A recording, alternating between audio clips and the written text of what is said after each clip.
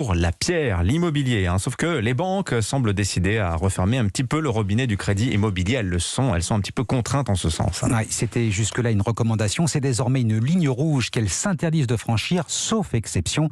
Il faut dire que le ministère des Finances, autrement dit Bercy, les surveille de près. Emprunter au-delà d'un certain seuil et au-delà de 25 ans, c'est fini. De quoi compliquer les rêves des primo-accédants, Carole Ferry. Effectivement, il sera désormais encore plus difficile d'obtenir un prêt immobilier sans un dossier très solide. Selon ces nouvelles règles, le montant de votre emprunt, assurance comprise, ne pourra pas dépasser 35% de vos revenus. Interdit également d'emprunter sur plus de 25 ans. 27 ans dans le neuf. Prenons un exemple. Pour un couple qui touche 4 000 € net par mois, les mensualités ne pourront pas dépasser 1 400 €.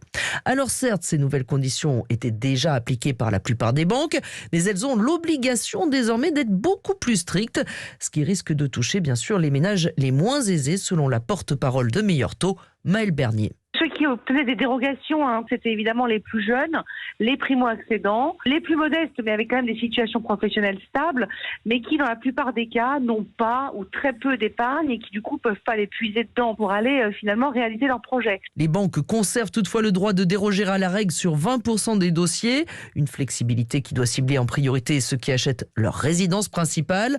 Un tiers de ces dossiers extra-légaux devront profiter à ceux qui achètent pour la première fois. Carole Ferry du service économie d'Europe 1.